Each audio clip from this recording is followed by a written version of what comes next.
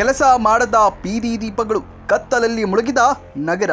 ಇಲ್ಕಲ್ ನಗರದ ಪ್ರಮುಖ ಬೀದಿಗಳು ಮತ್ತು ನಗರಕ್ಕೆ ಹೊಂದಿಕೊಂಡಿರುವ ರಾಷ್ಟ್ರೀಯ ಹೆದ್ದಾರಿ 50ರ ಸರ್ವಿಸ್ ರೋಡ್ಗಳಲ್ಲಿ ಬೀದಿ ದೀಪಗಳು ಇದ್ದರೂ ಇಲ್ಲದಂತಾಗಿದೆ.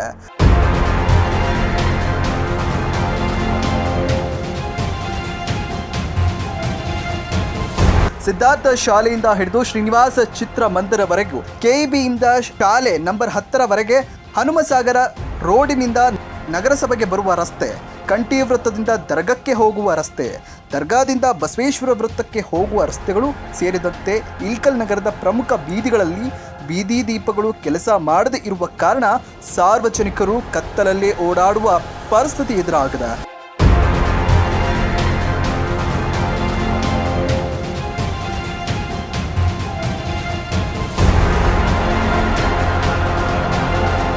ಇದರಿಂದ ಬೇಸತ್ತ ಸಾರ್ವಜನಿಕರು ಮಾಧ್ಯಮಗಳಿಗೆ ಪತ್ರ ಬರೆದು ತಮ್ಮ ಬೇಸರವನ್ನು ವ್ಯಕ್ತಪಡಿಸಿದ್ದಾರೆ.